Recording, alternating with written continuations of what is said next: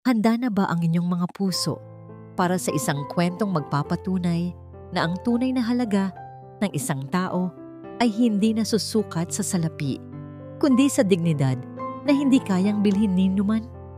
Halina't samahan ninyo akong buksan ang aklat ng buhay ni Diwa. Sinasabi nila, ang pamilya raw ang ating sandigan sa oras ng kagipitan. Ngunit paano kung ang mismong pamilya mo ang magtutulak sa iyo sa isang kasalan na walang pagmamahal, isang kasal na ang tanging layunin ay ang pagbabayad ng utang na loob? Ating pakinggan ang Kabanata 1. Ito, isuot mo. Ang malamig na tinig ni Konsolasyon ang pumunit sa katahimikan ng maliit na silid. Inilapag nito sa ibabaw ng kama ang isang luma at naninilaw na bestida. Amoy pa nito ang matapang na kemikal ng naphthalene balls, tila ba hinukay mula sa baul ng mga nakalimutan. Iyon daw ang damit pangkasal niya. Hindi umimik si Diwa. Dahan-dahan niyang hinaplos ang gaspang ng tela. May ilang bahagi itong natastas na at ang dating puti ay kulay gatas na dahil sa kaluman. Ito ang bestida na isinuot nang tiyahin niya sa kasal nito. 20 taon na ang nakalilipas. Mawala na po bang iba? Halos pabulong niyang tanong, kahit alam na niya ang isasagot nito. At saan ka naman kukuha ng perang pambili ng bago? Singhal ng kanyang ina habang inaayos ang sariling buhok sa harap ng salamin. Pasalamat ka at may isusuot ka pa. Huwag ka ng maraming reklamo, Diwa. Malaking pabor na itong ginagawa mo para sa pamilya. Pabor. Iyon ang tingin nila sa pagsasakripisyo niya. Bumukas ang pinto at pumasok si Marikit, ang nakababata niyang kapatid. Nakasuot ito ng isang mamahaling pulang damit na lalong nagpatingkad sa maputi nitong balat. Napangiwi ito nang makita ang bestida sa kama. My goodness, ate, yan ang isusuot mo. It looks so cheap, sabi nito. Hindi man lang itinatago ang pandidiri sa boses. Ipinakita nito ang sariling suot. Tingnan mo itong damit ko, bagong bili ni Mama. Dapat lang, dahil bilang kapatid ng bride, kailangang presentable ako. Isang matalim na kirot ang gumuhit sa puso ni Diwa. Presentable. Samantalang siya, ang mismong ikakasal, ay magmumukhang pulubi sa sarili niyang kasal. Hindi na siya nagsalita. Hinubad niya ang kanyang damit at dahan-dahang isinuot ang lumang bestida. Naramdaman niya ang bawat gaspang, ang bawat tastas sa tela na dumadampi sa kanyang balat. Bawat haplos ay isang paalala ng kanyang abang kalagayan. Ang seremonya ay ginanap sa munisipyo. Isang simple at mabilis na seremonya na walang kahit anong bahid ng kasiyahan. Habang nakatayo siya sa harap ng huwes, katabi ang isang lalaking naman ngayon niya lang nakita. Nang malapitan, dinig na dinig niya ang bulungan ng iilang kamag-anak na naroon. Kawawa naman si Diwa, ano? Ipinambayad utang lang. Swerte pa rin siya, no? Kahit ganyan siya, may pumayag pa ring pakasalan. Kahit mukhang mahirap yung lalaki. Bawat salita ay parang karayom na tumutusok sa kanyang pagkatao. Nanginginig ang kanyang mga kamay habang pinipilit niyang huwag bumagsak ang mga luha. Napatingin siya sa lalaking katabi niya, ang kanyang magiging asawa, si Sinag Montenegro. Matangkad ito, may seryosong mukha at mga matang tila laging may itinatagong kadiliman. Hindi siya nito tinitingnan. Nakapokus lang ang tingin nito sa huwes. Tila ba isa lang itong transaksyon sa negosyo na kailangan na niyang tapusin. Nang sabihin ng huwes na maaari na nitong halikan ng nobya, bahagya lang itong yumuko at idinampi ang malamig nitong labi sa kanyang noo. Isang dampi na walang pakiramdam, walang buhay. Pagkatapos ng seremonya, walang salo-salo, walang selebrasyon. Isinakay agad siya ni Sinag sa isang luma at kinakalawang na owner-type jeep. Walang nagsasalita sa kanilang dalawa habang tinatahak nila ang daan patungo sa magiging bago nilang tahanan. Ang bahay ay isang maliit na paupahan sa Barrio Bituin Bato. Gawa sa pinagtagpi-tagping yero at kahoy, mas maliit pa ito sa dati nilang kusina. May isang maliit na sala, isang banyo, at iisang kwarto. Ang mga gamit ay bilang na bilang, isang papag, nakawayan, isang maliit na mesa, at 2 upuang plastik. Naunang pumasok si Sinag at inilapag ang nag-iisa niyang bag ng damit. Hindi pa rin ito nagsasalita o tumitingin sa kanya. Nagdire-diretso ito sa kusina. Uminom ng isang basong tubig at pagkatapos ay lumabas ng bahay ng walang paalam. Naiwan si Diwa na nakatayo sa gitna ng sala. Tiningnan niya ang kabuuan ng bahay. Ito na ang bago niyang buhay. Isang buhay na kasama ang isang estranghero sa isang lugar na hindi niya kilala. Malayo sa pamilyang nagtakwil sa kanya. Doon na bumuhos ang mga luhang kanina pa niya pinipigilan. Napaupo siya sa sahig, niyakap ang kanyang mga tuhod at humagulgol ng walang tunog. Hinawakan niya ang manipis na kwintas sa kanyang leeg, ang nag-iisang alaala mula sa yumaong ama. Ito na lang ang natitirang yaman niya sa mundo. Gabi na nang bumalik si Sinag. Naabutan siya nitong nakaupo pa rin sa sahig, namumugto ang mga mata. Dala nito ang isang supot ng kanin at ulam. Inilapag niya iyon sa mesa nang hindi pa rin nagsasalita. Pumasok si Diwa sa kwarto. Iniisip na doon na siya matutulog. Ngunit sumunod ito. Bumukas ang pinto. Inihagis ni Sinag sa paanan niya ang isang manipis na kumot at isang unan na lukot-lukot. Tumingin si Diwa sa kanya, naguguluhan. Ang mga mata ni Sinag ay kasing lamig ng yelo habang nakatitig sa kanya. Sa sahig ka matutulog, sabi nito sa isang boses na walang emosyon. Huwag kang aasa ng kahit ano mula sa akin. Ang mga sumunod na araw ay isang mahabang listahan ng katahimikan. Gigising si Diwa sa malamig na sahig habang madilim pa. Aayusin niya ang manipis na kumot at lulukot-lukot na unan. Maghahanda siya ng almusal. Kadalasan ay sinangag at itlog o kaya'y kape at pandesal na binili mula sa kakarampot na perang iniwan ni Sinag sa mesa. Ngunit hindi niya kailanman naabutang kumakain ito. Laging maaga itong umaalis bago pa man sumikat ang araw. At uuwi ito kapag malalim na ang gabi. Kung kailan tapos na siyang kumain mag-isa at nakahiga na sa sahig, hindi sila nag-uusap. Ang tanging paraan ng kanilang komunikasyon ay sa pamamagitan ng mga bagay. Ang perang nakapatong sa mesa, ang pagkain na iniiwan ni Diwa na may takip, at ang maruruming damit na inilalagay ni Sinag sa isang sulok para labhan niya. Isang umaga, pagkatapos umalis ni Sinag, tinipon ni Diwa ang lahat ng kanyang lakas ng loob para tawagan ang kanyang pamilya.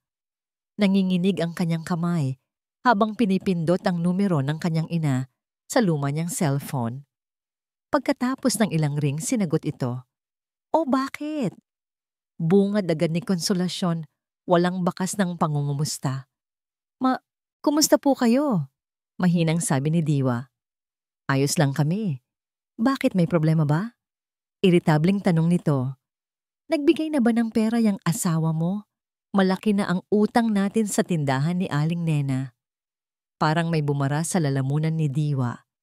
Hindi man lang siya tinanong kung kumusta na siya, kung maayos ba ang kalagayan niya. Pera. Iyon lang ang mahalaga. Wala pa po. Pagsisinungaling niya. Ayaw niyang sabihin na kakarampot lang ang ibinibigay ni Sinag. Sapat lang para sa kanilang dalawa. Ano? Ganoon ba siya kahirap? Naku Diwa, baka naman niloloko mo lang kami. Sige na, ibababa ko na ito. Marami pa akong gagawin. At ibinaba na nga nito ang tawag.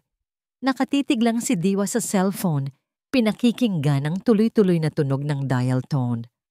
Doon niya napagtanto na nag-iisa na talaga siya. Ang pamilyang dapat sana'y kanyang takbuhan ay siya pa ang unang tumalikod. Para hindi isipin ang sakit, ibinaling niya ang kanyang atensyon Sa pag-aayos ng kanilang munting tahanan, nilinis niya ang bawat sulok. Kinuskos ang sahig na semento hanggang sa kuminis ito. Inayos ang iilang gamit para magmukha itong presentable. Nang buksan niya ang nag-iisang aparador para ilagay ang mga damit ni Sinag, napansin niya ang isang maliit na drawer sa ilalim nito na may kandado. Sinubukan niyang buksan pero mahigpit itong nakasara. Ano kaya ang laman nito? Ngunit ipinagsawalang bahala na lang niya. Wala siyang karapatang pakialaman ang mga lihim nito. Isang gabi, naramdaman ni Diwa ang panlalamig ng kanyang buong katawan. Nagsimula siyang lagnatin ng mataas. Nanginginig siya sa sahig, yakap-yakap ang manipis na kumot, ngunit hindi pa rin maalis ang ginaw. Wala siyang lakas para bumangon at kumuha kahit man lang ng tubig. Dumating si Sinag at naabutan siyang nakabaluktot sa sahig. Sandali itong natigilan sa may pinto. Tinitigan siya nito at sa unang pagkakataon, nakakita si Diwa ng bahagyang pagbabago sa ekspresyon nito. Hindi pag-aalala, kundi tila pagtataka. Walang imik, lumabas ulit ito ng bahay. Inisip ni Diwa na pinabayaan na siya nito. Ipinikit na lang niya ang kanyang mga mata. Hinahayaang daloy ng luha ang gumapang sa kanyang mga pisngi. Ngunit pagkalipas ng halos kalahating oras, bumalik ito. Inilapag nito sa tabi niya ang isang supot mula sa botika na may lamang gamot at isang maliit na tuwalya. Pumunta ito sa kusina. Maya-maya, naamoy niya ang mabangong amoy ng nilulutong lugaw. Nang bumalik ito, dala na nito ang isang mangkok ng mainit na lugaw. Inilapag niya iyon sa sahig, katabi ng gamot at isang basong tubig. Hindi pa rin ito nagsasalita. Pagkatapos ay kinuha nito ang planggana, nilagyan ng maligamgam na tubig at pinunasan ang kanyang noo, leeg at mga braso. Nakatitig lang si Diwa sa kanya. Ang mga kamay nito, na dati inaakala niyang magaspang, ay maingat pala. Ang mga kilos nito, kahit walang salita, ay may dalang kakaibang kalinga. Pagkatapos siyang punasan, tumayo na ito at nahiga sa papag. Kainin mo yan at inumin mo ang gamot. Iyon lang ang sinabi nito bago ito tumalikod sa kanya. Kinabukasan, medyo bumuti na ang pakiramdam ni Diwa. Nang magising siya, nakaalis na si Sinag, ngunit sa mesa, nakita niya ang gamot na nakaayos para sa umaga at isang piraso ng tinapay. Isang maliit na butil ng pag-asa ang sumibol sa kanyang puso. Nang hapon na yon, nagulat siya nang may kumatok. Ang kanyang matalik na kaibigan, si Hiraya. "Bes!" Sigaw ni Hiraya sabay yakap sa kanya ng mahigpit. May dala itong isang bayong na puno ng prutas at pagkain. "Naku, pasensya na kung ngayon lang ako nakadalaw. Pinigilan kasi ako ng nanay mo. Mabuti na lang na ituro sa akin ng isang kapitbahay niyo kung saan itong lungga ninyo. Kumusta ka na? Pinapahirapan ka ba ng asawa mo?" Sa wakas, sa harap ng kaibigan, bumuhos ang lahat ng kanyang sama ng loob. Ikinuwento niya ang lahat. "Walang hiya ang pamilya mo," sabi ni Hiraya, nang gigigil sa galit. "Pero ikaw, Bes, huwag kang magpapatalo. Ipakita mo sa kanila na kaya mo. Eto, may konti akong dala para sa'yo."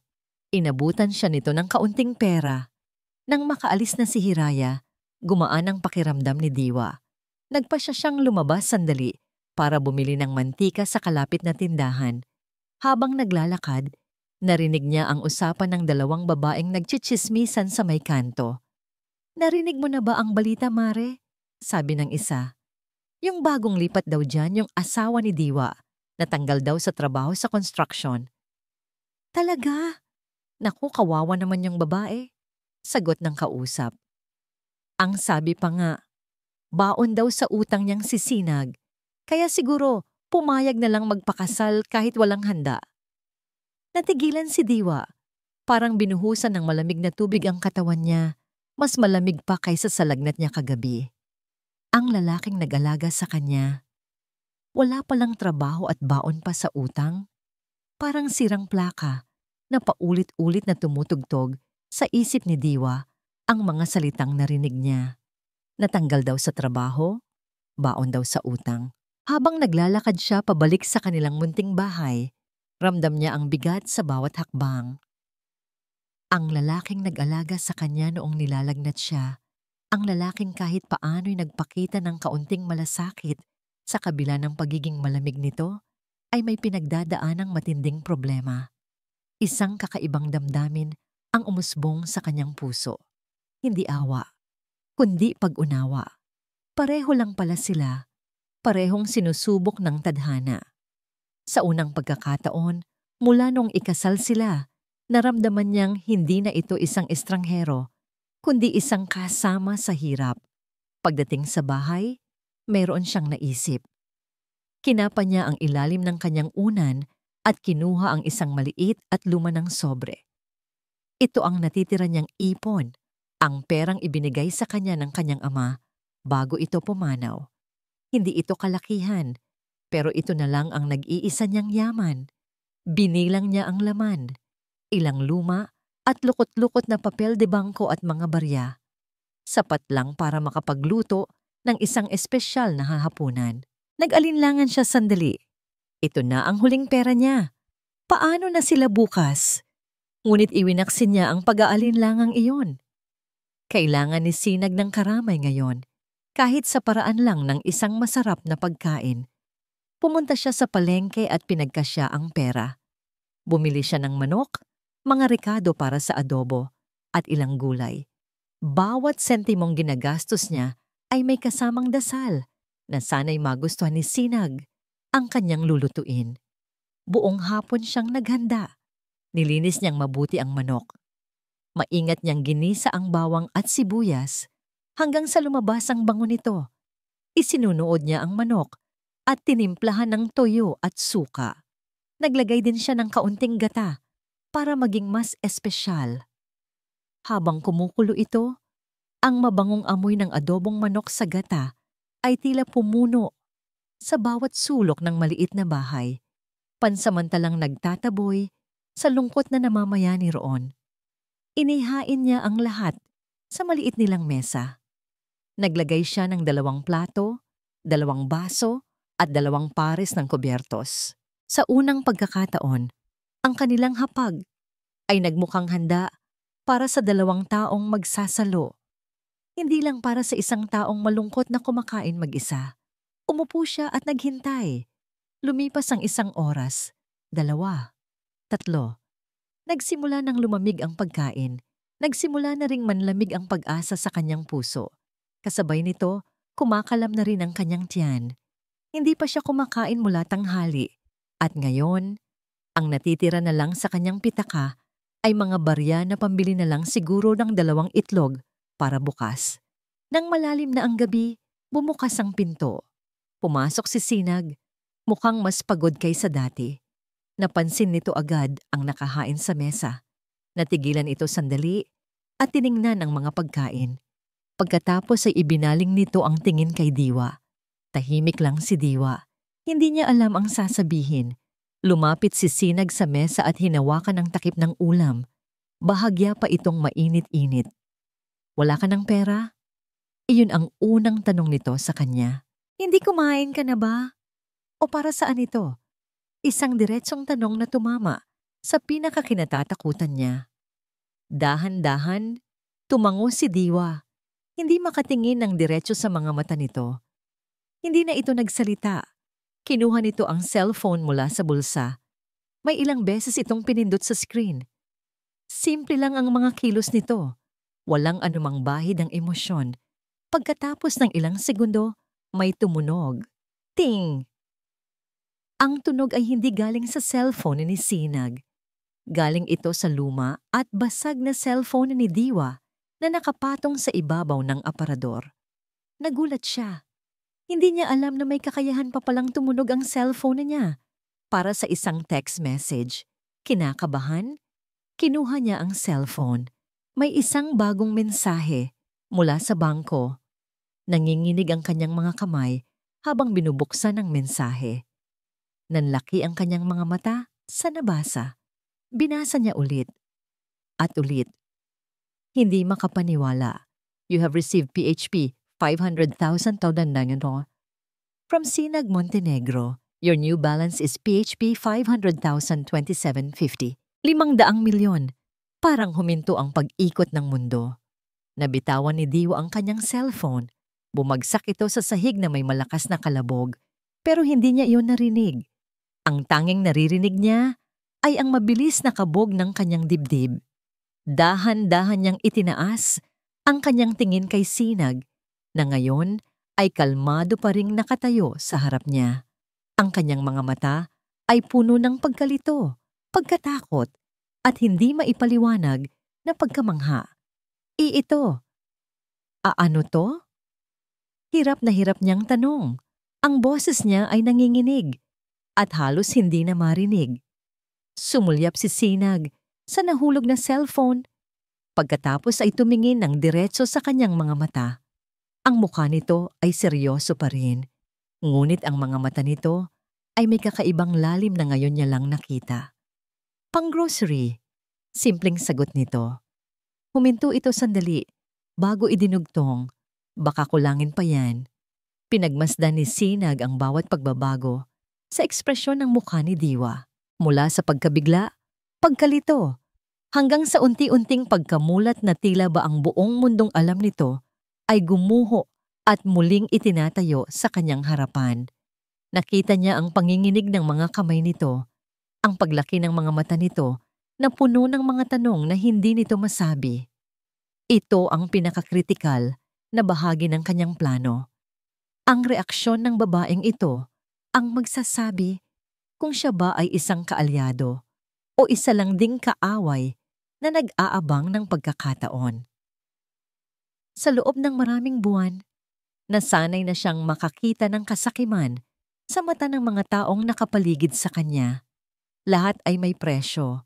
Lahat ay may interes. Huminga siya ng malalim. Umupo ka, Diwa. May mga kailangan kang malaman. Tila natauhan si Diwa sa kanyang sinabi. Dahan-dahan itong umupo sa upuang plastik. Ang mga mata ay hindi pa rin inaalis sa kanya. Umupo rin si Sinag sa kaharap na upuan. Ang mesa na may pinalamig na adobo ang namamagitan sa kanila. Ang pangalan ko ay Sinag Montenegro.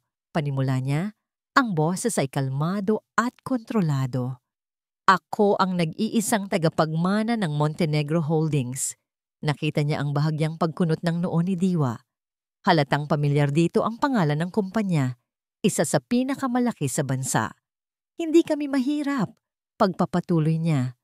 Ang buhay na ito, ang bahay na ito, lahat ito ay isang pagkukunwari. May problema sa aming kumpanya. May isang ahas sa loob ng aming pamilya na gustong makuha ang lahat. Isang traidor na unti-unting sinisira ang lahat ng pinaghirapan ng aking ama. Nakinig lang si Diwa.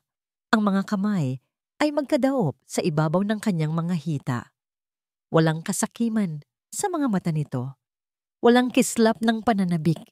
Tanging malalim na pakikinig. Kailangan kong magtago, sabi ni Sinag. Kailangan kong magpanggap na mahirap, na walang kapangyarihan para malaman kung sino ang mga kakampi ko at kung sino ang mga kalaban.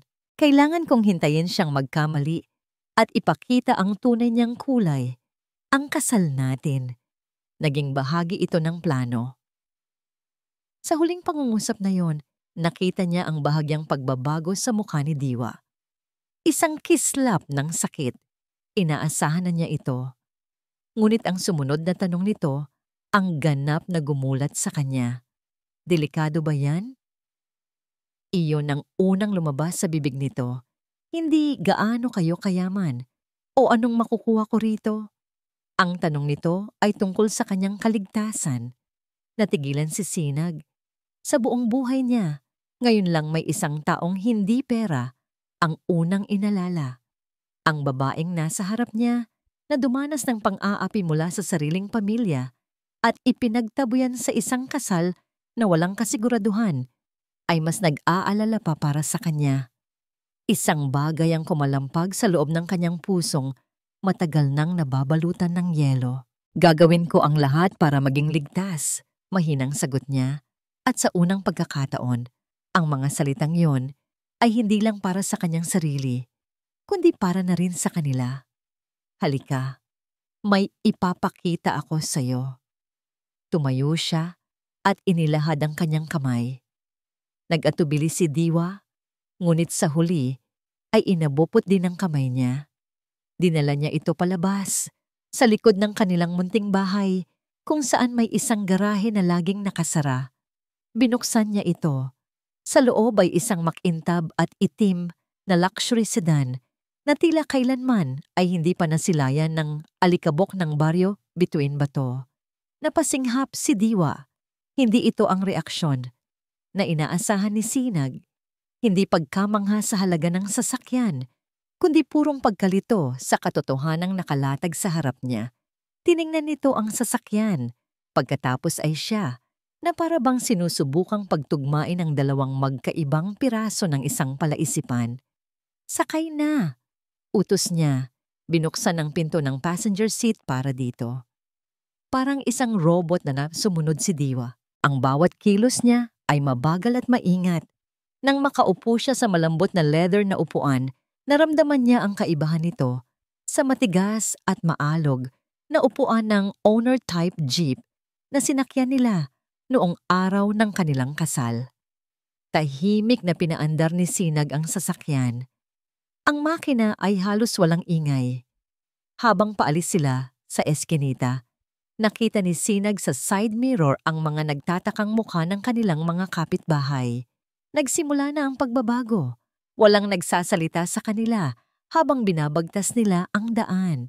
Ngunit ang katahimikan ngayon ay iba na. Hindi na ito ang malamig at malayo na katahimikan ng mga nakaraang araw. Ito ay isang katahimikan na puno ng mga nag-uumpugang tanong at mga hindi masabi na salita. Iniwan nila ang masikip at maingay na mga kalsada ng baryo. Pumasok sila sa isang malawak na highway at di nagtagal, lumiko sa isang kalsadang paakyat kung saan ang mga bahay na nakatayo ay papalaki at papaganda. Huminto sila sa harap ng isang dambuhalang gate na may nakaukit na letrang M. Bumukas ito ng kusa. Pagpasok nila, bumungad kay Diwa ang isang mansyon. Hindi isang simpleng bahay, kundi isang mansyon na tila palasyo sa laki at ganda, na napapaligiran ng isang hardin na perpekto ang pagkakaayos. Ipinark ni Sinag ang sasakyan sa harap ng malaking pinto. Agad na may sumalubong sa kanilang mga unipormadong katulong at isang may edad na babae na mukhang siyang mayordoma. "Good evening, Sir Sinag," bati ng mayordoma, bahagyang yumuko. "Manang Leti," sagot ni Sinag. "Siya si Diwa, ang asawa ko. Mula ngayon, dito na siya titira. Ihanda mo ang lahat ng kailangan niya." Ang mga mata ng mga katulong ay napunta kay Diwa, puno ng pagtataka, ngunit nanatiling profesional. Tumango lang si Diwa, hindi alam kung paano kikilos o ano ang sasabihin. Iginaya sila ni Sinag, papasok. Ang loob ng mansyon ay mas nakakamangha pa kaysa sa labas. Matataas ang kisame, kumikinang ang sahig na gawa sa marmol, at ang mga kasangkapan ay mukhang mas mahal pa sa maliit na bahay na tinirhan nila. "Ito ang magiging silid mo," sabi ni Sinag nang huminto sila sa harap ng isang pinto na doble ang laki sa pinto ng kanilang bahay-bahayan. Binuksan niya ito. Sa loob ay isang napakalawak na kwarto na may sariling sala, banyo at isang walk-in closet na mas malaki pa sa buong sala nila sa baryo. Sa ibabaw ng king-sized bed, nakalatag ang ilang mga paper bag mula sa mga kilalang at mamahaling brand ng damit. "Ano? Ano ang mga ito?" tanong ni Diwa. "Mga damit," simpleng sagot ni Sinag. "Ipinabili ko kanina, pansamantala. Bukas, magpapadala ako ng personal shopper para makuha ang tamang sukat mo at ang mga gusto mo." Nakatitig lang si Diwa sa mga paper bag. Hindi kailanman sa buong buhay niya siya nakahawak ng mga ganito kamahal na gamit. Naramdaman niya ang unti-unting paninikip ng kanyang dibdib. Lahat ng ito ay napakabilis. Lahat ng ito ay napakabigat. Napansin ni Sinag ang reaksyon niya. Alam kong marami kang tanong, Diwa, at sasagutin ko ang lahat ng yon. Pero sa ngayon, ang kailangan ko lang malaman ay kung mapagkakatiwalaan ba kita. Tumingin si Diwa sa kanya. Ang mga mata ay nagsusumamo ng katapatan. Hindi ko alam kung ano ang nangyayari, Sinag, pero isa lang ang alam ko, hindi ako sakim sa pera. Isang maliit at halos hindi mahahalata na ngiti ang sumilay sa labi ni Sinag. Isang nangiti na agad ding nawala. Mabuti, dahil kakailanganin ko ang tulong mo. Akmang may sasabihin pa si Sinag nang biglang tumunog ang kanyang cellphone. Tiningnan niya ang screen at agad na nagbago ang kanyang mukha. Nawala ang bahagyang lambot na nasilayan ni Diwa kanina. Bumalik ang lamig at ang kalkuladong tingin sa mga mata nito. Sinagot niya ang tawag. Yes, I understand. Prepare the team. No mistakes. Ibinaba niya ang tawag at humarap kay Diwa. Ang mukha ay ganap ng seryoso. Kailangan nating bilisan ang mga bagay-bagay, sabi nito sa isang boses na puno ng awtoridad. Panahon na para bumalik ka sa bahay ng mga Salcedo. Napatingin si Diwa sa kanya, puno ng pagkalito.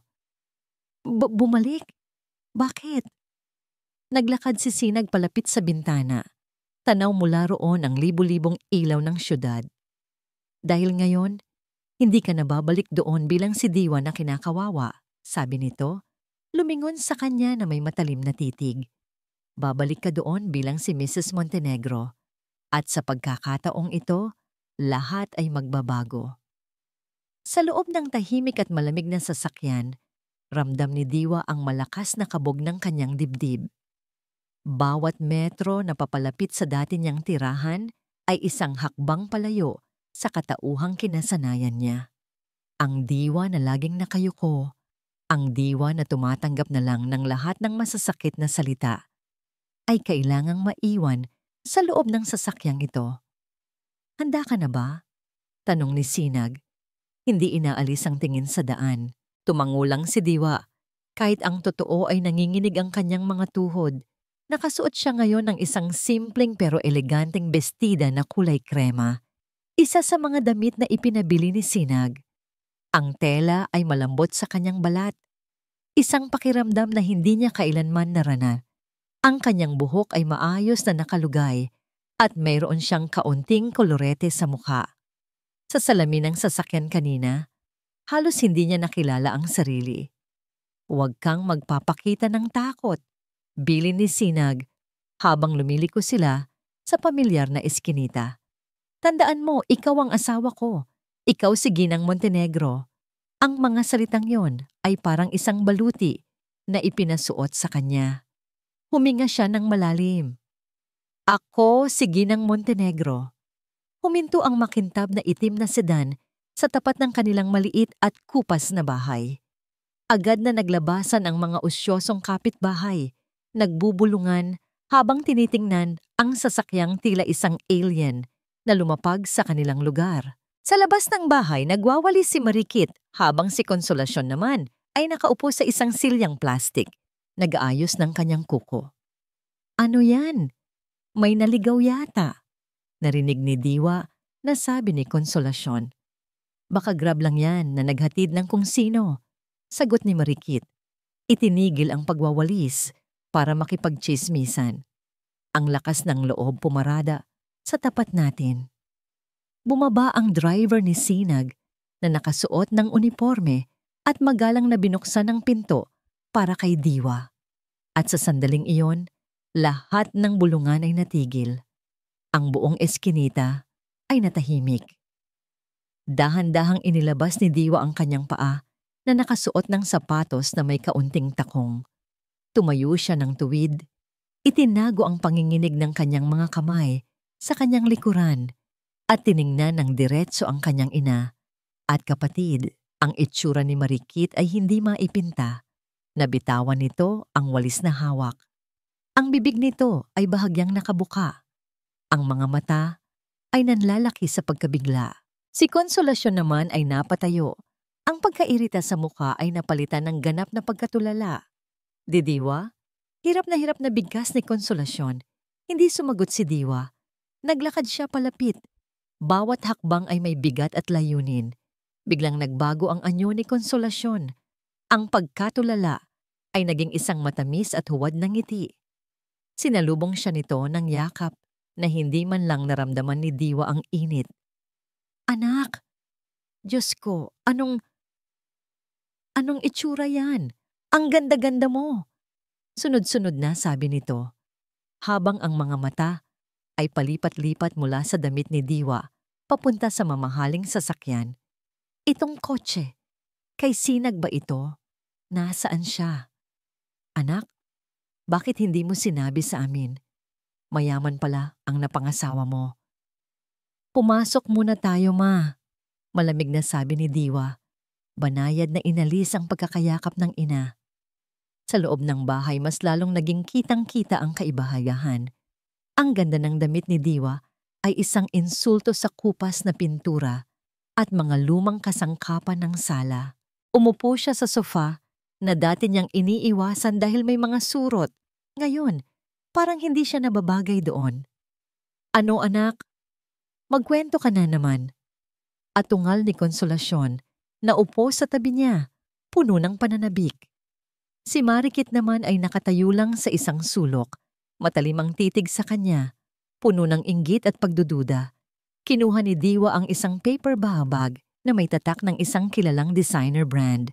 Ito ang pinadala ni Sinag kanina. Inilapag niya ito sa maliit na lamesa sa kanilang gitna.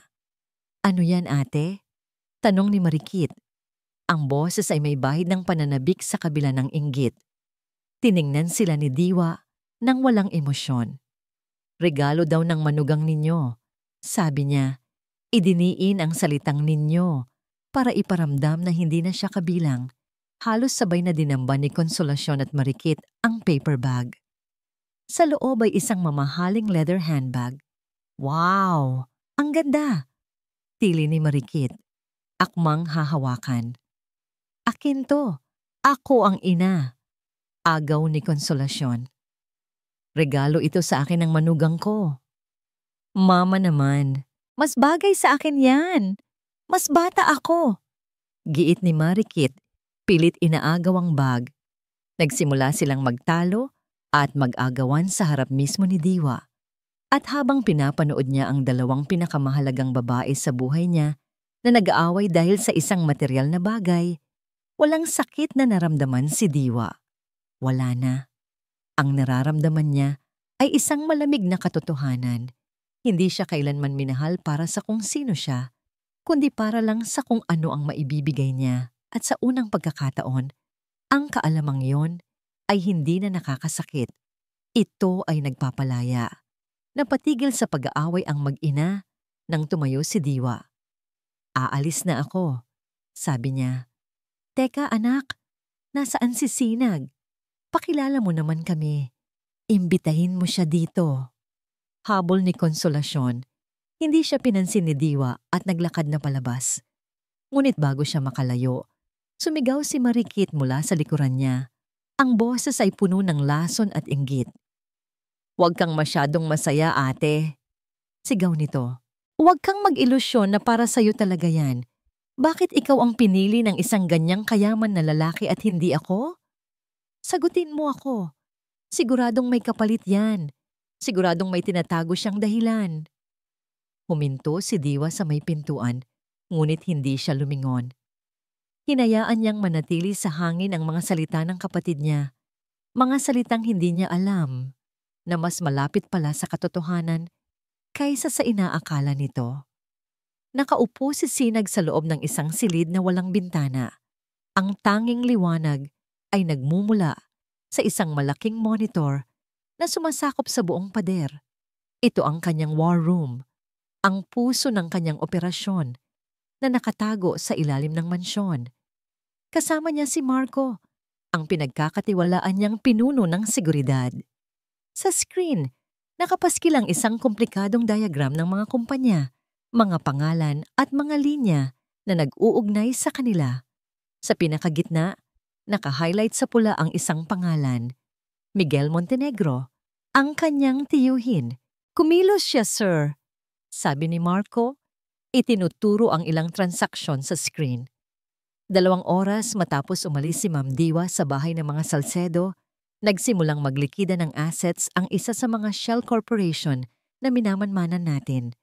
Sinusubukan niyang mag-ipon ng pondo. Isang malamig na kuryente ang gumapang sa ugat ni Sinag. Hindi siya nagulat. Inaasahan na niya ito. Ngunit ang bilis ng kilos nito ay nangangahulugang isang bagay. Naramdaman na ng kanyang tiyuhin na nauubusan na ito ng oras. Ang paglitaw ni Diwa bilang ginang Montenegro ay isang deklarasyon ng giyera. Naging padalos-dalos siya.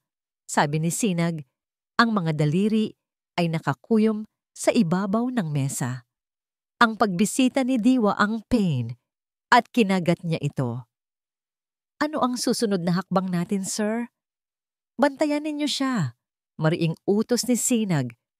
"Bawat galaw, bawat tawag, bawat taong kausapin niya. Pero huwag kayong magpapahalata. Hayaan natin siyang isipin na siya ang may kontrol." Ang isang ahas ay pinakamapanganib kapag akala niya ay hindi siya nakikita. Tumingin siya kay Marco, ang mga mata ay nag-aapoy. At doblehin ninyo ang seguridad ni Diwa.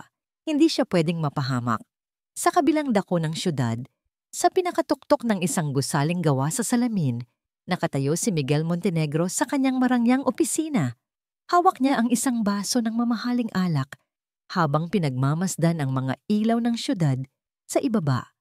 Isang kaharian na sa tingin niya ay dapat sa kanya. Si Miguel ay isang lalaking nasa 50 anyos, laging nakasuot ng mamahaling damit at may isang ngiti na kayang manlinlang ng kahit sino. Ngunit sa likod ng magiliw nitong mga mata ay nagtatago ang isang utak na kasing talim ng patalim at isang pusong kasing lamig ng yelo. Nakatanggap siya ng ulat kaninang umaga. Nakita ang kanyang pamangkin kasama ang isang babae sa dating taguan nito. At pagkatapos ay nagpunta ang babae sa pamimabay sa pamilya Salcedo, sakay ng isang mamahaling kotse. Napangisi si Miguel. "Sinag, Sinag, akala mo matatalo mo ako sa ganitong klaseng laro?" Bulong niya sa sarili. Alam niyang hindi niya maaaring direktang atakihin si Sinag. Matalino ang kanyang pamangkin. Ngunit bawat tao ay may kahinaan. At sa pagkakataong ito, ang kahinaan ni Sinag ay nasa pangalan ng isang pamilyang hindi niya inaasahang magiging parte ng laro. Kinuha niya ang isang folder sa kanyang mesa. Nakasulat dito ang pangalan, Salcedo. Sa loob ay ang litrato at impormasyon ng 2 magkapatid. Ang isa ay si Diwa. Simple, mukhang mahiyain. Ang isa naman ay si Marikit. Maganda, mapang-akit. At sa mga mata nito, nakikita ni Miguel ang isang bagay na pamilyar sa kanya, ang hindi mapapantayang kasakiman. "Perpekto," sabi niya. Natagpuan na niya ang kanyang susunod na piyesa.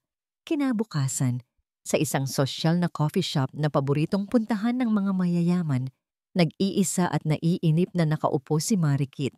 Isang text message ang natanggap niya mula sa isang hindi kilalang numero, nagyayayang makipagkita para sa isang importanteng bagay. Dala ng kuryosidad at pag-aasam, pumunta siya. Marikit Salcedo, isang maginoo at may edad na lalaki ang tumayo sa harap niya. Ngumiti ito, isang nangiting nakakahalina. "Ako si Miguel, isang kaibigan ng pamilya. Hindi po kita kilala." Maarte ngunit kinikilig na sagot ni Marikit. "Hindi pa sa ngayon," sabi ni Miguel habang nauupo sa tapat niya. "Nandito ako dahil nag-aalala ako para sa iyo at sa kapatid mo, lalo na sa kapatid mo." Kumunot ang noo ni Marikit. "Kay Ate Diwa? Bakit naman?" "Dahil ang napangasawa niya, si Sinag Montenegro, ay hindi ang taong inaakala ninyo," sabi ni Miguel. Ang boses ay puno ng kunwaring pagmamalasakit. May dahilan kung bakit ang kapatid mo ang pinakasalan niya at hindi isang babaeng kasing ganda at kasing talino mo. Ang mga salitang yon ay musika sa pandinig ni Marikit. Anong ibig mong sabihin? Inilapag ni Miguel ang isang manipis na folder sa mesa. Matagal nang may alitan ng pamilya namin sa pamilya ninyo dahil sa isang lupain. Isang alitan na hindi alam ng henerasyon ninyo. Ginigipit ngayon ni Sinag ang pamilya ninyo at ang pagpapakasal niya sa kapatid mo, iyon ang huling hakbang ng kanyang paghihiganti. Binuksan ni Marikit ang folder. Sa loob ay mga pekeng dokumento ng lupa at mga litrato. Lahat ay mukhang kapani-paniwala sa isang taong desperado at puno ng inggit. Ginagamit niya lang si ate? Hindi makapaniwalang tanong ni Marikit, ngunit sa loob-loob niya, isang madilim na kasiyahan ang kanyang nararamdaman. Eksakto, sabi ni Miguel. At kailangan mong tulungan ang kapatid mo na malaman ang katotohanan bago pa mahuli ang lahat. Kinuha ni Miguel ang isang kahon mula sa kanyang briefcase. Inilabas niya mula roon ang isang bagong-bago at mamahaling cellphone. Idinulas niya ito sa ibabaw ng mesa papunta kay Marikit. Kumislap ang mga mata ni Marikit sa nakita. Regalo ko sa'yo, sabi ni Miguel. Gamitin mo yan para i-record ang lahat ng pag-uusap nila. Kumuha ka ng ebidensya. Panahon na para malaman ng kapatid mo ang tunay na pagkatao ng asawa niya.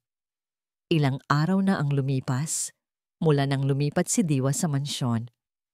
Unti-unti na sana siyang nasasanay sa bagong buhay. Ang mga katulong sa pangunguna ni Manang Leti ay mababait sa kanya. Si Sinag, bagamat abala at laging seryoso, ay nagpapakita ng mga maliliit na senyales ng pag-aalaga. Minsan, pag-uwi nito, may dala itong paborito niyang puto bumbong. Minsan naman, habang nagbabasa siya sa hardin, bigla na lang may maglalagay ng isang tasa ng mainit na tsokolate sa tabi niya. Ang mga simpleng bagay na yon ay nagsimulang magtunaw sa yelo na bumabalot sa puso ni Diwa.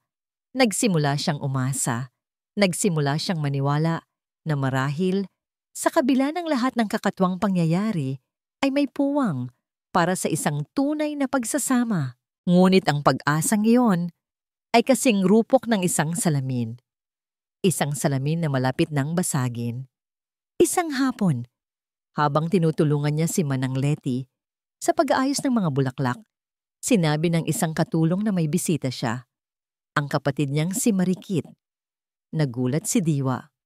Mula noong huling pag-uusap nila, hindi na ito nagparamdam. Puno ng pag-aalinlangan, pinapasok niya ito sa maliit na sala na malapit sa hardin. Ibang Marikit ang kanyang nakita. Wala na ang dating mataray na tingin. Napalitan iyon ng isang anyo ng pag-aalala at pagsisisi. Ate, panimula ni Marikit, ang boses ay nanginginig. Patawarin mo ako. Natigilan si Diwa. Para saan? Sa lahat ng nasabi ko sa'yo, sa lahat ng ginawa ko, sabi nito, at nagsimulang mamuo ang mga luha sa mga mata nito. Inggit na inggit kasi ako sa'yo, ate. Pero ngayon, nag-aalala ako para sa'yo. Hinawakan ni Marikit ang mga kamay niya. Ang mga palad nito ay malamig. Ate, kailangan mong mag-ingat kay Sinag. May nalaman ako. Isang bagay na madilim. Isang bagay na mapanganib. Dito na nagsimulang ikwento ni Marikit ang lahat ng kasinungalingang isinubo sa kanya ni Miguel. Ang tungkol sa alitan sa lupa. Ang tungkol sa paghihiganti. Bawat salita ay maingat na pinili. Bawat paghikbi ay perpektong nakaarte. Hindi yan totoo. Mahinang sabi ni Diwa. Ngunit ang kanyang puso ay nagsimula ng kabahan. Ate, sana nga hindi totoo, sabi ni Marikit. At kinuha nito ang folder na ibinigay ni Miguel. Ipinakita nito kay Diwa ang mga pekeng dokumento at mga lumang litrato. Tingnan mo ito, ate. Ito ang ebidensya. Ang lupaing ito ay pag-aari noon ng pamilya ni Lolo. Inagaw daw ng mga Montenegro. At ngayon, si Sinag, ginagamit ka lang niya para lalong idiin ang pamilya natin, para makuha niya ang lahat. Tinitigan ni Diwa ang mga dokumento. Mukha itong tunay. Ang mga pangalan, ang mga pirma. Bigla niyang naalala ang unang araw ng kanilang kasal. Ang lamig ni Sinag. Ang utos nito na sa sahig siya matulog. Ang mga araw na hindi siya nito kinakausap. Hindi ba't yun ang mga kilos ng isang taong may galit? Hindi ng isang taong nagsisimulang magmahal? Ang mga maliliit na kabaitan na ipinakita ni Sinag sa mga nakaraang araw ay biglang nagmukhang huwad. Ang puto-bumbong, ang mainit na tsokolte, lahat ba yon ay bahagi lang ng isang masalimuot na plano? Hindi. Nagbabago na siya, sabi ni Diwa, mas para sa sarili niya kaysa kay Marikit. Nagbabago o nagpapanggap, ate? Ganti ni Marikit. Gising! Matalino si Sinag. Alam niya kung paano manipulahin ang mga tao. At ikaw ang pinakamadaling target dahil mabait ka at mapagtiwala. Umiling si Diwa. Pilit na iwinawak si ang lason na unti-unting kumakalat sa kanyang isipan. Kakausapin ko siya. Magpapaliwanag siya sa akin. Isang mapait na ngiti ang sumilay sa labi ni Marikit. Sige ate, subukan mo. Pero tandaan mo, ang isang manloloko ay hindi aamin hanggat hindi mo siya nahuhuli. Nang gabing iyon, hindi mapakali si Diwa. Hinintay niya ang pagdating ni Sinag. Ang bawat minuto ay parang isang oras. Nang marinig niya ang tunog ng sasakyan nito, bumundol sa kaba ang kanyang dibdib. Pumasok si Sinag sa mansyon. Mukhang pagod mula sa maghapong trabaho. Ngumiti ito nang bahagya nang makita siya. Kumain ka na? Iyon na sana ang perpektong pagkakataon para maging malambing. Pero ang mga salita ni Marikit ay umalingaw-ngaw sa kanyang isipan. Sinag, sabi niya, ang boses ay seryoso. May itatanong ako sa'yo. May kinalaman ba ang pamilya ninyo sa isang lupain sa probinsya? Isang lupaing pag-aari noon ng pamilya Salcedo? Agad na nagbago ang mukha ni Sinag. Nawala ang namnangiti. Napalitan ito ng pamilyar na lamig at pag-iingat. Ang reaksyon niyang iyon ay parang isang punyal na sumaksak sa puso ni Diwa. Saan mo narinig yan? Tanong ni Sinag. Umiiwas sa tanong niya. Basta sagutin mo ako. Totoo ba? Giit ni Diwa. Hindi makasagot ng diretso si Sinag. Ang usapin tungkol sa lupaing iyon ay konektado sa mga ilegal na transaksyon ng kanyang tiyuhin. Isang sensitibong impormasyon na hindi niya pa maaaring sabihin. Ang pag-iwas niya ay para protektahan ang kanilang kaso. Pero sa mata ni Diwa, ito ay isang pag-amin. May mga bagay na hindi mo pa kailangang malaman sa ngayon, mariing sabi ni Sinag. Basta magtiwala ka lang sa akin. Magtiwala. Paano siya magtitiwala kung ang mismong kilos nito ay nagpapakita ng paglilihim? Tumalikod si Diwa. Ramdam ang muling pagbabalik ng yelo sa kanyang puso. Gusto ko nang matulog. Umakyat siya sa kanyang kwarto na gulong-gulo ang isip. Pagkalipas ng ilang minuto, tumunog ang kanyang cellphone. Isang mensahe mula kay Marikit. Nang buksan niya ito, isang audio file ang bumungad sa kanya. Isang recording. Nanginginig niyang pinindot ang play. Ang boses ni Sinag. Malakas at malinaw. Hindi pa tapos ang lahat. Kailangan nating makuha ang lupain. Ang pamilya Salcedo ay magbabayad sa lahat ng ginawa nila. Ang recording ay putol-putol. Halatang pinagdugtong-dugtong. Ngunit sa pandinig ni Diwa, napuno na ng duda at sakit. Ang mga salitang iyon ay isang hatol. Isang hatol na nagsasabing, ang lahat nga ay isang malaking kasinungalingan. Paulit-ulit na pinakinggan ni Diwa ang recording. Bawat pag-ulit, mas lalong tumitimo sa kanyang puso ang bawat salita, parang mga pako na ibinabaon sa kanyang dibdib. Ang boses ni Sinag, ang boses na sa mga nakaraang araw ay nagsimula nang maging musika sa kanyang pandinig, ay isa na ngayong tunog ng pagtataksil. Ang pamilya Salcedo ay magbabayad, nanginginig, tumayo siya mula sa kama. Ang pag-asa na unti-unting namuo sa kanyang puso ay gumuho, at ang naiwan ay ang nagngangalit na mga guho ng pighati at galit. Hindi na siya iiyak, tapos na ang panahon ng pagluha. Ngayon, ang nananalaytay sa kanyang mga ugat ay isang apoy na hindi niya kailanman naramdaman noon. Bumaba siya ng hagdan. Naabutan niya si Sinag sa study room nito, abala sa pagbabasa ng ilang mga dokumento. Hindi na siya kumatok. Malakas niyang itinulak ang pinto para bumukas. Nag-angat ng tingin si Sinag, nagulat sa bigla niyang pagpasok. "Diwa, may problema ba?" Hindi siya sumagot. Naglakad siya palapit sa malaking mesa nito na gawa sa mahogany at walang sabi-sabing ibinato sa ibabaw nito ang kanyang cellphone. Nakaplay pa rin ang recording, kaya ang boses ni Sinag ay umalingaw-ngaw sa loob ng tahimik na silid. Ang pamilya Salcedo ay magbabayad sa lahat ng ginawa nila. Napatigil si Sinag. Tiningnan niya ang cellphone pagkatapos ay si Diwa. Nakita niya ang apoy sa mga mata nito. Isang apoy na sinindihan ng sakit. "Ano to, Sinag?" tanong ni Diwa. Ang boses ay mababa at puno ng pinipigilang galit. "Ito ba ang dahilan? Ito ba ang totoong plano mo? Ang gamitin ako para saktan ng pamilya ko?" "Diwa, hindi ganyan yan," sabi ni Sinag. Tumayo mula sa kanyang upuan. "Saan mo nakuha yan? That recording is manipulated. Pinutol-putol yan. Huwag mo akong lokohin," sigaw ni Diwa. Sa wakas ay bumigay na ang kanyang kontrol. Bumuhos ang kanyang mga luha, ngunit hindi ito mga luha ng kahinaan, kundi mga luha ng matinding galit. "Narinig ko. Boses mo yan.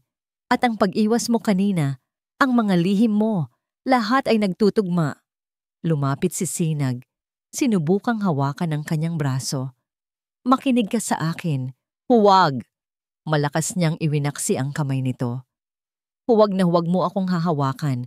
Nandidiri ako sa'yo." Bawat salita ni Diwa ay parang latigo na humahampas kay Sinag. Nakita niya ang sakit sa mga mata nito, ngunit huli na ang lahat. Ang pader na sinubukan niyang tibagin sa pagitan nila ay muling itinayo ni Diwa, mas mataas at mas matibay kaysa dati. "Ang pag-aalaga mo, ang mga ngiti mo, ang puto bumbong, lahat ba yon kasama sa plano?" tanong ni Diwa. Ang boses ay basag na. "Ang pag-ibig ko para sa'yo, kasama rin ba sa plano mo ng paghihiganti?" "Pag-ibig?" ulit ni Sinag, natigilan sa salitang yon. "Oo, pag-ibig," sigaw ni Diwa. "Minahal kita, Sinag. Sa kabila ng lahat, minahal kita. Naniwala ako sa'yo. Pero isa ka palang demonyo. Mas masahol ka pa sa pamilya ko. Dahil sila, harapan ng pagtatakwil sa akin. Ikaw sinaksak mo ako habang nakatalikod." "Diwa, hindi totoo yan," giit ni Sinag. Ang boses ay puno ng desperasyon. Hindi niya maaaring sabihin ang tungkol kay Miguel. Hindi pa. Ang pag-amin sa buong katotohanan ay isusuko ang lahat ng kanyang pinaghirapan. Isusugal nito ang buhay ng maraming tao. "May mga bagay na hindi ko pa pwedeng sabihin, pero maniwala ka sa akin. Hinding-hindi kita sasaktan. Hinding-hindi." "Maniwala?" Isang mapait na tawa ang kumawala sa lalamunan ni Diwa. "Paano ako maniniwala sa isang kasinungalingan? Tapos na ako sa paniniwala. Tapos na ako sa pag-asa." Sa isang mabilis na kilos, hinubad niya ang kumikinang na sing-sing sa kanyang daliri. Ang sing-sing na simbolo sana ng kanilang pagsasama. Ang sing-sing na sa ilang araw ay tinititigan niya ng may pag-asa. Inilapag niya ito sa mesa, sa tabi ng cellphone na patuloy pa ring umuulit sa boses ng pagtataksil. Ang tunog ng pagtama ng diamante sa kahoy ay tila isang putok ng baril sa loob ng silid. Tumingin siya ng diretso sa mga mata ni Sinag. Ang mga luha ay patuloy na dumadaloy sa kanyang pisngi. Kung ang pag-ibig na ito ay isang kasinungalingan, sabi niya, ang boses ay malamig at walang buhay. Ang kayamanang ito ay wala ring halaga. At sa mga salitang yon, tumalikod siya. Hindi na niya pinakinggan ang pagtawag ni Sinag sa kanyang pangalan. Tumakbo siya. Tumakbo siya palabas ng study room, palabas ng mansyon, palabas sa malawak na hardin. Ang malakas na buhos ng ulan ay sinalubong siya, tila nakikidalamhati sa kanyang wasak na puso. Tumakbo siya palabas ng dambuhalang gate. Walang pakialam sa mga sigaw ng gwardiya. Tumakbo siya ng walang direksyon. Ang tanging hangad ay makalayo. Makalayo sa lalaking winasak ang kanyang puso. Makalayo sa buhay na isa palang malaking panloloko. Hindi alam ni Diwa kung gaano katagal siyang tumakbo sa ilalim ng malakas na ulan. Ang bawat patak ay parang maliliit na karayom sa kanyang balat. Ngunit ang lamig ay hindi kayang tumbasan ang panlalamig sa loob ng kanyang puso. Basa, nanginginig, at walang-wala. Iisang lugar lang ang naisip niyang puntahan. Nang sa wakas ay marating niya ang maliit na apartment ni Hiraya, halos wala na siyang lakas para kumatok. Ang mahina niyang pagkalampag sa pinto ay halos hindi marinig sa lakas ng buhos ng ulan. Nang bumukas ang pinto at bumungad sa kanya ang nag-aalalang mukha ng kaibigan, doon na siya tuluyang bumagsak. Diwa, Diyos ko, anong nangyari sa'yo? Sigaw ni Hiraya, agad siyang inalalayan papasok. Sa loob ng mainit na yakap ng kaibigan, humagulgol si Diwa. Isang pag-iyak na walang katapusan. Humahagulgol siya, nanginginig ang buong katawan. Ang bawat hikbi ay tila bumabaklas sa kanyang pagkatao. Nawala na ang galit. Ang naiwan na lang ay isang naglalakihang guwang ng sakit at kawalan ng pag-asa. Nakatayo si Sinag sa gitna ng kanyang study room. Ang katahimikan sa loob ng mansyon ay nakakabingi. Ang bawat sulok ay tila sumisigaw sa kanyang pagkakamali. Ang mansyon na simbolo ng kanyang kapangyarihan ay isa na ngayong malamig na kulungan, isang testamento sa kanyang kabiguan. Ang kanyang mga mata ay nakatitig sa bagay na naiiwan sa ibabaw ng kanyang mesa, ang singsing. Kumikinang ito sa ilalim ng ilaw, isang maliit na bagay na naglalaman ng lahat ng kanyang pagsisisi. Kasalanan niya. Masyado siyang naging kampante. Minaliit niya ang kakayahan ng kanyang kaaway na manakit sa paraang hindi niya inaasahan. At sa pagpili niya sa kanyang misyon kaysa sa kanyang asawa, itinulak niya palayo ang nag-iisang taong nagpakita sa kanya ng tunay na malasakit. Minahal kita, Sinag. Ang mga salitang yon ni Diwa ay paulit-ulit na tumatatak sa kanyang isipan. Isang pag-amin na dapat sana'y kanyang ikinagalak, ngunit ngayon ay naging isang sundang na humihiwa sa kanyang puso. Nakuha niya ang pag-ibig nito, ngunit sa isang iglap, nawala rin niya ito at hindi niya alam kung paano pa ito ibabalik. Matapos siyang bihisan ni Hiraya ng mga tuyong damit at painumin ng mainit na tsaa, dahan-dahang ikinuwento ni Diwa ang lahat. Ang tungkol sa lupa, ang mga dokumento, at ang karumal-dumal na recording. Bes, sigurado ka ba? Tanong ni Hiraya, hinahaplos ang kanyang likod. Alam mo naman sa panahon ngayon, madali nang mag-edit ng mga audio recording. Pero narinig ko, Hiraya, sabi ni Diwa, ang boses ay paos. At ang reaksyon niya, ang pag-iwas niya, inamin na rin niya. Hindi kaya may iba pang dahilan? Giit ni Hiraya. Parang may hindi tama. Bakit biglang naging sobrang concern sa'yo si Marikit? Kailan pa yon nagkaroon ng pakialam sa'yo? Ang tanong ni Hiraya ay may punto.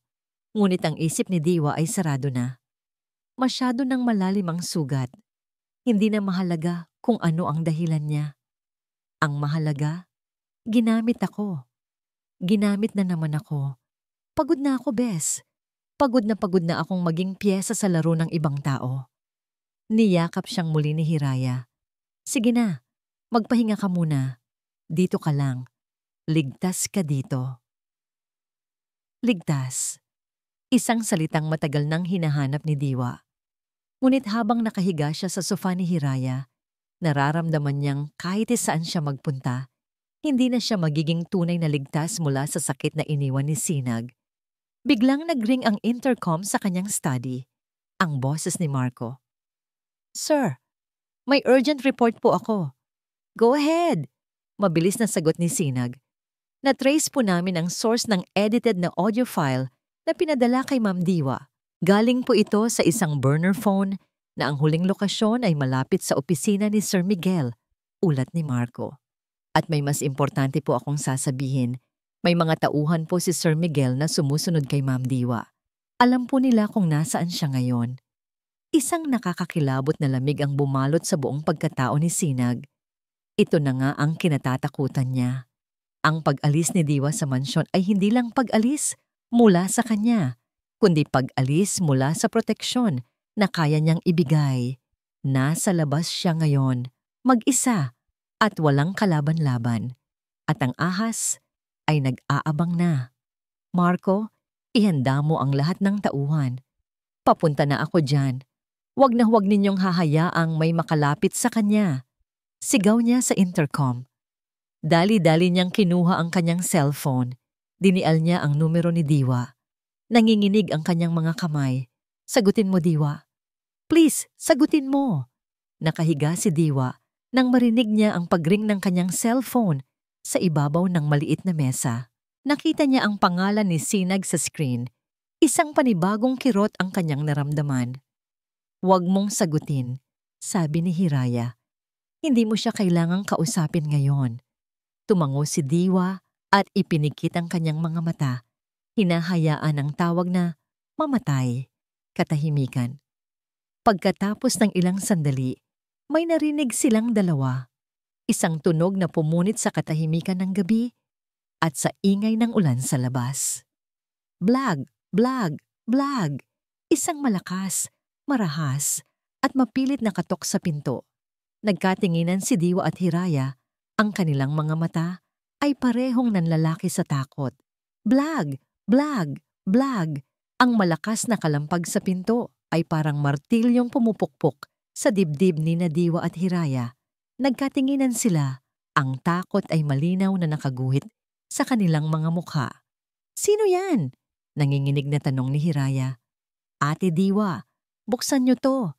Ako to, si Marikit. Isang boses mula sa labas ang sumigaw. Pamilyar ngunit puno ng hindi maipaliwanag na pagmamadali. Nakahinga ng bahagya si Diwa. Si Marikit lang pala. Ngunit si Hiraya ay nanatiling alerto. Ang mga mata ay naniningkit sa pagdududa. Paano niya nalaman na nandito ka? Bulong ni Hiraya. Baka sinabi ko sa kanya kanina sa telepono. Sagot ni Diwa. Kahit hindi niya matandaan na ginawa niya iyon. Binuksan ni Hiraya ang pinto ng bahagya. Bumungad sa kanila ang basang-basa at tila nag-aalalang mukha ni Marikit. Ate, mabuti na lang nandito ka.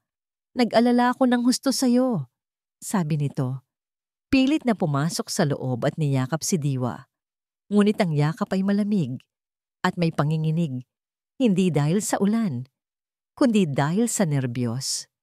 Paano mo nalaman na nandito ako? Tanong ulit ni Hiraya. Diretsahan. Tinawagan ko si Mama, tapos naisip kong baka dito ka dumiretso, ate. Palusot ni Marikit. Hindi makatingin ng diretso sa kanila. Habang abala si Marikit sa pag-arte nito, may napansin si Hiraya. Ang bagong-bago at mamahaling cellphone ni Marikit na nakapatong sa ibabaw ng mesa. Kanina, nang iabot nito ang bag nito kay Diwa, naiwan nito ang cellphone. Isang ideya ang pumasok sa isip ni Hiraya. Habang si Marikit ay nakatalikod at abala sa pag-aalo kay Diwa, maingat at mabilis na kinuha ni Hiraya ang cellphone. Nagkunwari siyang may kukunin sa kusina. "Ano bang nangyari, ate? Nag-away ba kayo?" tanong ni Marikit. Ang boses ay puno ng huwad na pag-aalala. Biglang may narinig silang malakas na kalabog mula sa labas, sinundan ng tunog ng nababasag na salamin. Napasigaw si Diwa sa takot. Isang malakas na sipa ang sumira sa kandado ng pinto at bumukas ito ng malakas. Pumasok ang dalawang lalaking nakaitim na bonnet. Ang kanilang mga mata ay malamig at walang emosyon. "Sino kayo?" sigaw ni Diwa, na paatras habang itinutulak si Marikit sa kanyang likuran para protektahan ito. Ngunit ang ikinagulat niya, si Marikit ay hindi mukhang takot. Mukha itong gulat, na para bang hindi ito ang inaasahan niyang mangyayari. "Wala kaming kailangan sa inyo," sabi ng isa sa mga lalaki. Ang boses ay magaspang. "Ang babae lang." Itinuro nito si Diwa. Nang akmang lalapit ang mga lalaki, isang anino ang mabilis na dumaan sa likuran nila. Sa isang iglap, bumagsak ang isa sa mga lalaki. Ang pangalawa naman ay sinubukan pang lumaban, ngunit sinalubong siya ng isang malakas na suntok mula kay Sinag, na hindi nila namalayang nakapasok na pala mula sa bintana ng kusina. Kasunod niya ang dalawa pang security personnel na mabilis na pumulupot sa dalawang lalaking walang kamalay-malay. "Sinay ke Sinag," sigaw ni Diwa. Ang kanyang puso ay pinaghalong takot, gulat, at isang damdaming hindi niya masabi. "Ayos ka lang ba?" tanong ni Sinag. Ang mga mata ay puno ng pag-aalala habang sinusuri kung may galos si Diwa. Nang makita ni Marikit si Sinag, namutla ito. Napasandal siya sa pader, nanginginig sa takot. Ngayon, takot na ang nakikita sa mga mata niya.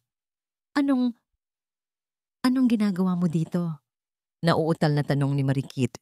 Ang tanong, "Marikit, ay ano ang ginagawa ng mga tauhan ni Miguel Montenegro dito?" Malamig na sagot ni Sinag. Ang mga mata ay matalim na nakatitig sa kanya. At sa sandaling iyon, lumabas si Hiraya mula sa kusina. Ang kanyang mukha ay seryoso. Ang hawak niya ay ang cellphone ni Marikit. "Besa sa tingin ko ito na ang sagot," sabi ni Hiraya. Ang tingin ay nasa nanginginig na si Marikit. "Habang nagkakagulo kayo, sinubukan kong buksan itong cellphone niya. Hindi nakalock. At nakita ko ang call logs niya. Sunod-sunod na tawag mula sa isang Tito M. At may isa pang bagay akong nakita." Nag-scroll si Hiraya sa cellphone. May mga audio files dito, mga recording. Mukhang nagpa-practice siya ng mga linya niya. Pinindot ni Hiraya ang play. Isang boses ang umalingaw-ngaw. Boses ni Marikit na ginagaya ang isang malungkot na tono. "Ate, kailangan mong mag-ingat kay Sinag." Ngunit hindi iyon ang pinakamatinding ebidensya. "May isa pa akong nakita," sabi ni Hiraya. Ang boses ay nagiging mas seryoso. Isang lumang recording. Mukhang hindi niya sinasadyang ma-record. Siguro, napindot niya lang sa loob ng bulsa niya. Pero pakinggan niyo to. Muling pinindot ni Hiraya ang play. Ang unang boses ay kay Marikit.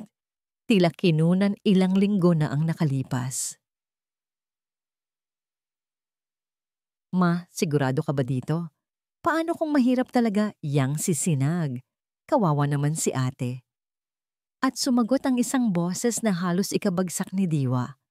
Ang boses ng sarili niyang ina. "Huwag kang tanga, Marikit. Naipacheck ko na yan. Nagpapanggap lang niyang Montenegro na yan. Hayaan mo munang si Diwa ang magtiis sa kunwaring hirap. Kapag bumalik na ang yaman nila at naging maayos na ang lahat, saka tayo kikilos. Gagawa tayo ng paraan para palitan ka niya. Ikaw ang mas karapat dapat sa yaman na, yon, hindi ang walang kwentang kapatid mo." Ang huling mga salita ay tumagos sa hangin na parang lason. Katahimikan. Isang nakabibinging katahimikan ang bumalot sa buong silid. Maging ang mga tauhan ni Sinag at ang dalawang nahuling lalaki ay natigilan. Si Marikit ay napasandal sa pader. Ang muka ay kasing puti ng papel. Wala nang luhang lumalabas sa mga mata niya. Ang tanging naroon ay ang hubad na katotohanan ng kanyang pagkakasala. Ngunit ang lahat ng tingin ay nasa kay Diwa.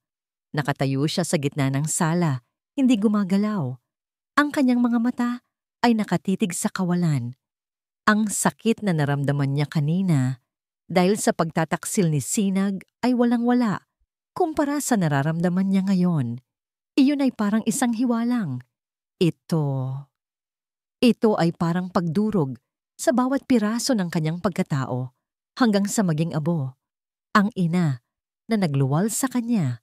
Ang ina na dapat sanay kanyang proteksyon. Siya pala ang arkitekto ng kanyang pinakamatinding pagdurusa. Hindi lang siya ipinamigay, ipinain siya. Ginawa siyang isang pansamantalang piyesa, isang panakip butas na itatapon din kapag hindi na kailangan. Dahan-dahan, ibinaling ni Diwa ang kanyang tingin kay Marikit. Ang kapatid na sinubukan pa niyang protektahan kanina. Ang kapatid na kasabwat pala sa lahat. Sa kanyang mga mata, walang galit, walang pagkamuhi. Ang tanging naroon ay isang malalim, nakakapanlamig, at hindi masukat na kalungkutan. Isang pagtanggap sa isang katotohanang mas masakit pa kaysa sa kamatayan. Bakit? Iisang salita lang ang lumabas sa bibig ni Diwa, halos pabulong, ngunit sapat na para marinig ng lahat. Hindi ito isang tanong na humihingi ng sagot. Ito ay isang daing. Isang daing ng isang kaluluwang ganap na winasak. Hindi makasagot si Marikit. Yumuko na lang ito at humagulgol, ngunit ang mga luha niya ngayon ay hindi na para kay Diwa. Para na ito sa sarili niya.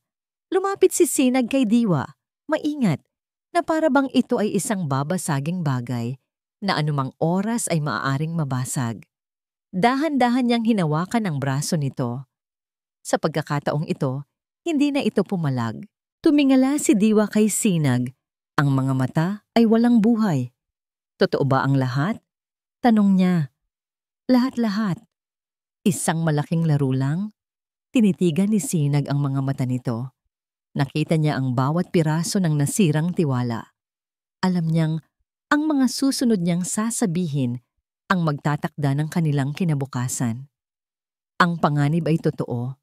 Mahinang sabi niya, ang kaaway ay totoo. Ang pagpapanggap ko, totoo. Ngunit may isang bagay sa larong ito na naging totoo nang hindi ko inaasahan. Ano yon? Bulong ni Diwa. Ang nararamdaman ko para sa'yo.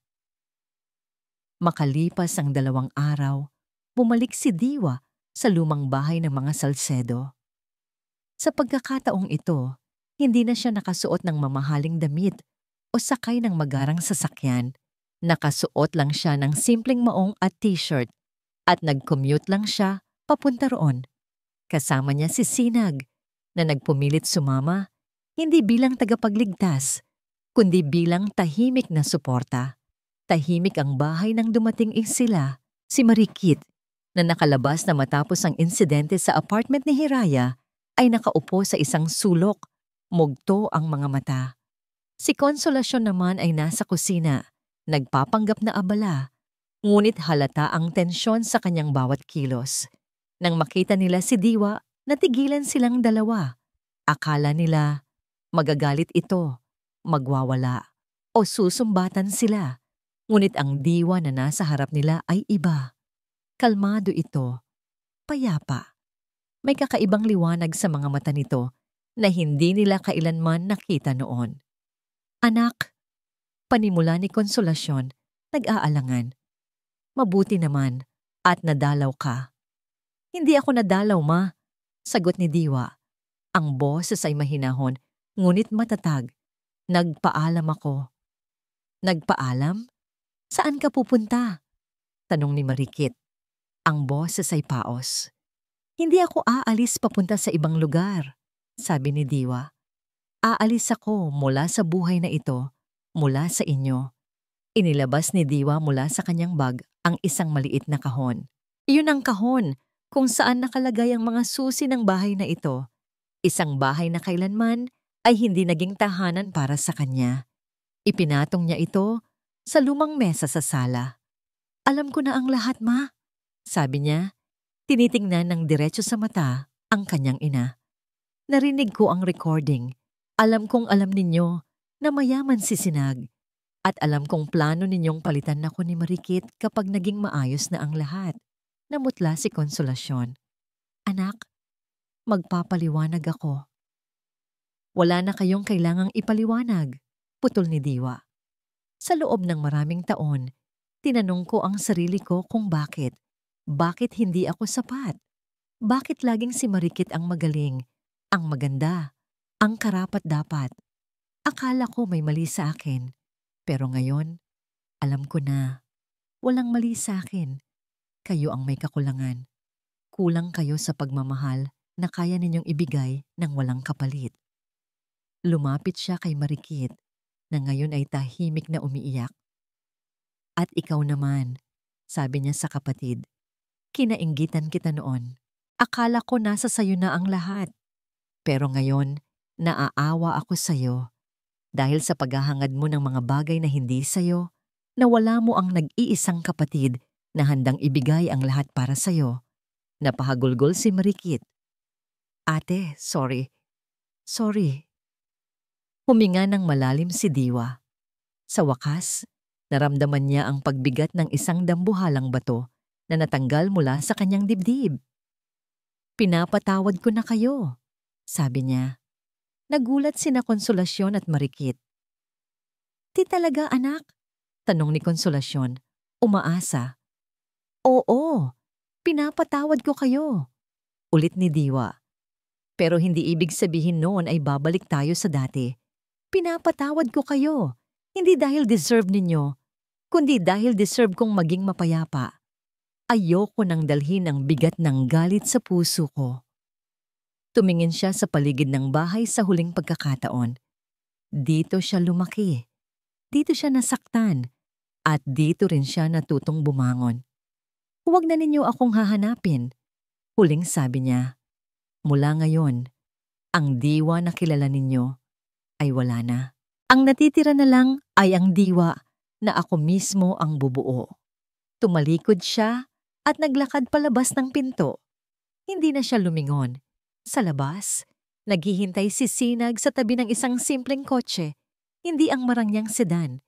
Nakasandal ito, tahimik na nagmamasid.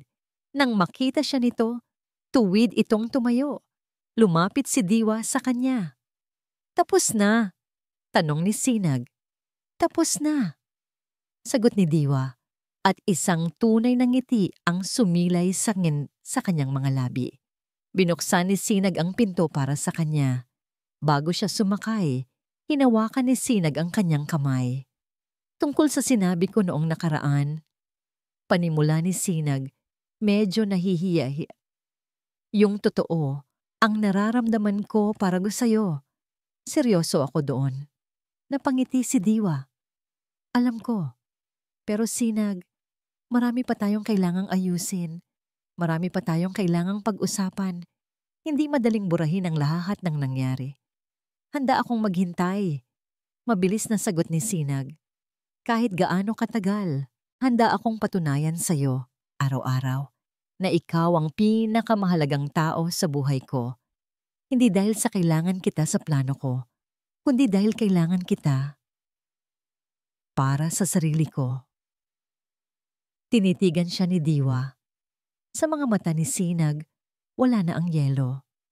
Wala na ang mga lihim. Ang nakikita na lang niya ay isang lalaking handang magsimula muli. Kasama siya. "Kung ganoon," sabi ni Diwa habang sumasakay sa kotse, "umpisahan natin sa isang bagay na totoo." "Ano yon?" tanong ni Sinag habang sumasakay sa driver's seat. "Ilibre mo ako ng totoong dinner date. Yung walang kamera, walang nagmamanman, walang hidden agenda. Tayong dalawa lang." Napangiti si Sinag, isang nangiting abot hanggang mata. Masusunod, misis ko. At sa pag-andar ng sasakyan palayo sa lugar ng kanyang mapait na nakaraan, naramdaman ni Diwa ang simula ng isang bagong kabanata. Isang kabanata na siya na mismo ang magsusulat. Lumipas ang 6 na buwan. Ang malamig na simoy ng hangin ay nagbabadya ng pagpasok ng Kapaskuhan.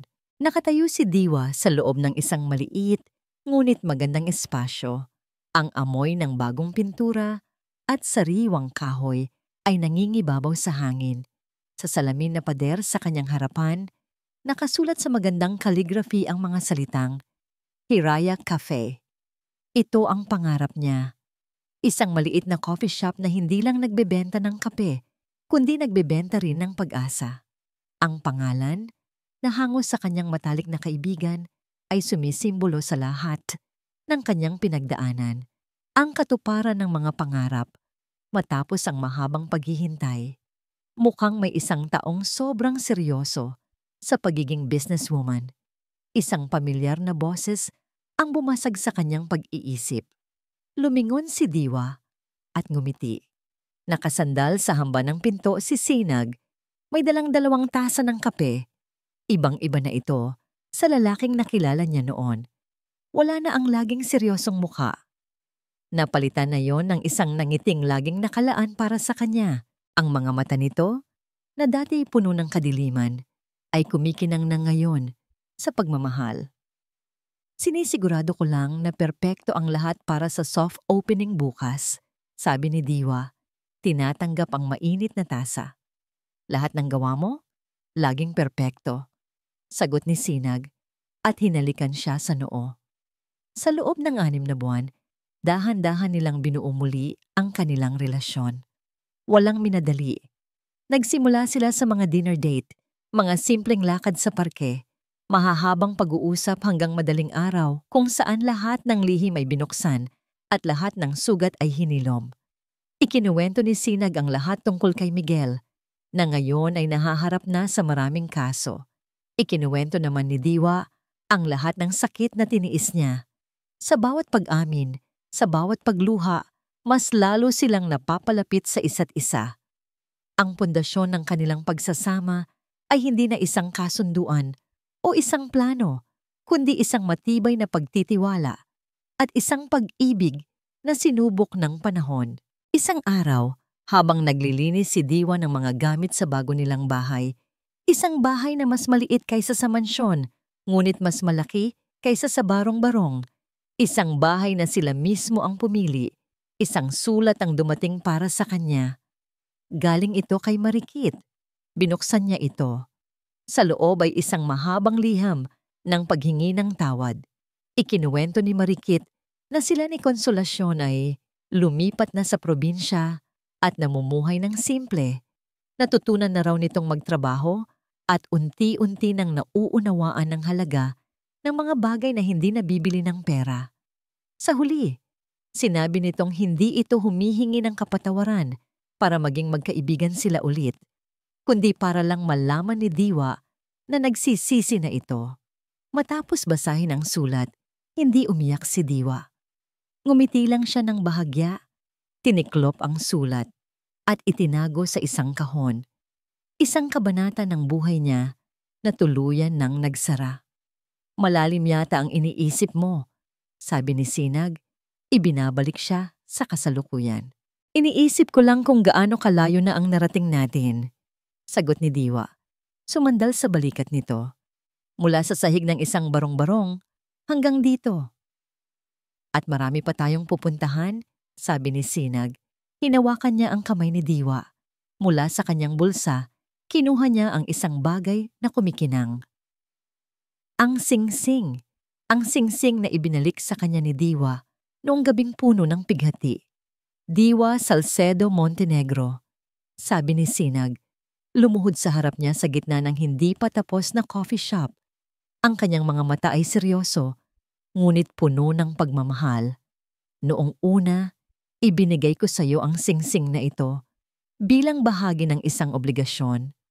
Ngayon, gusto ko itong ibigay sa iyo bilang simbolo ng aking pangako. Isang pangako na mamahalin kita, aalagaan, at irerespeto sa bawat araw ng buhay ko. Hindi dahil kailangan, kundi dahil gusto ko. Tumulo ang mga luha sa mata ni Diwa, ngunit sa pagkakataong ito, mga luha ito ng purong kaligayahan. Will you marry me again? This time for real? Tanong ni Sinag. Oo, hagulgol ni Diwa habang tumatango. Oo, Sinag. Paulit-ulit na oo. Dahan-dahang isinuot ni Sinag ang singsing sa kanyang daliri. Perpekto ang lapat. Sa pagkakataong ito, hindi na ito mabigat. Magaan na ito. Isang paalala ng isang pag-ibig na nagmula sa kasinungalingan, ngunit natagpuan ang pinakatotoong kahulugan. Tumayo si Sinag at niyakap siya ng mahigpit. Habang magkayakap sila sa gitna ng kanilang pangarap na unti-unting nabubuo, pinanood nila ang paglubog ng araw mula sa salaming bintana. Ang ginintuang sinag ng hapon ay tumatama sa kanilang mga mukha, tila isang pangako ng isang mas magandang bukas. Hindi na mahalaga kung paano sila nagsimula. Ang mahalaga ay kung nasaan na sila ngayon. Dalawang pusong sinugatan ng mundo, ngunit piniling hilumin ang isa't isa. Handang harapin ang anumang bagong simula, basta't magkasama. At dito po nagtatapos ang kwento ni Diwa at Sinag, isang kwentong nagturo sa atin na ang tunay na pagkatao ay hindi kailanman matatagpuan sa yaman o sa opinyon ng ibang tao.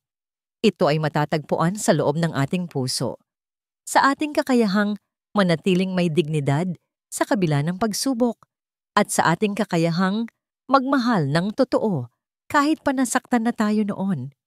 Ipinakita sa atin na ang pinakamahalagang yaman sa mundo ay ang kapayapaan ng kalooban at ang isang pusong marunong magpatawad. Marami pong salamat sa inyong walang sawang pagsubaybay sa ating kwento. Sana po ay napulutan ninyo ng inspirasyon at aral ang paglalakbay ni Diwa at Sinag. Ano po ang pinakagusto ninyong eksena? At anong klaseng kwento naman po ang gusto ninyong marinig sa susunod? I-comment nyo lang po sa ibaba dahil binabasa po namin ang lahat ng inyong mga suhestyon. Hindi dito nagtatapos ang ating paglalakbay. Marami pa pong kwentong kasing ganda at mas puno ng aral dito sa aming channel. Kung nagustuhan nyo ang kwentong ito, i-like, i-share sa pamilya at mga kaibigan, at mag-subscribe na rin para lagi kayong updated sa mga susunod pa naming kwento.